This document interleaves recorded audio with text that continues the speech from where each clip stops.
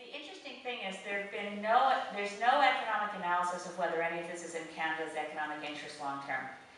Now clearly, what we've done in the last number of years by focusing so strongly on developing the oil sands has been to drive up, and our exports of oil, or bitumen, have driven up the Canadian dollar. So the effect has been to cost us a lot of jobs in the manufacturing sector and in pulp and paper, where a slightly lower Canadian dollar helped our exports. We've lost a lot of the other aspects of our economy. So diversifying an economy is always a good idea. Putting all your eggs in one basket is never a good idea. There's no evidence that what Stephen Harper is doing as a single driving focus of developing the oil sands is in Canada's economic interest.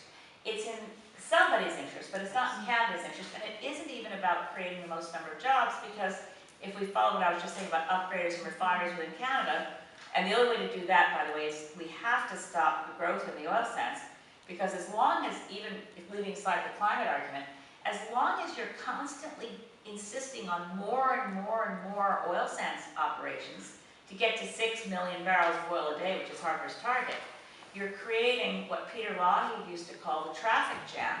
There's a hyperinflationary bubble that sits over northern Alberta, so that it's the most expensive place on earth to build anything.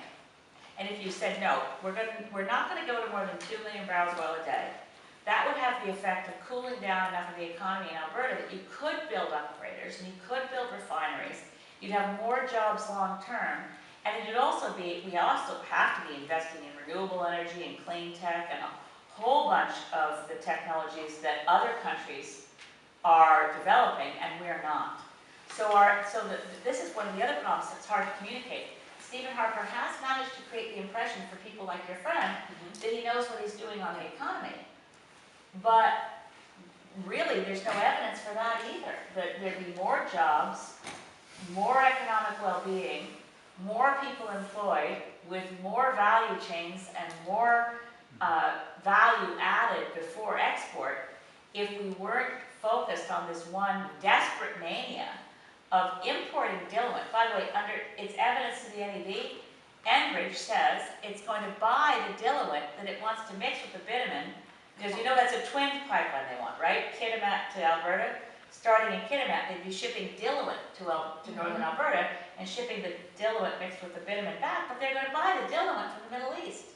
It's crazy, right? So they've got this whole malarkey about how this is all Canada's energy supply. And if they upgraded it, they would never need it. And by the way, the more I look into diluent, I just found out one more thing about diluent. Sometimes they add benzene to it. Then I had that article in Island Times about what's in the pipeline, and a guy from the industry wrote me and said, oh, by the way, they also add butane. Oh.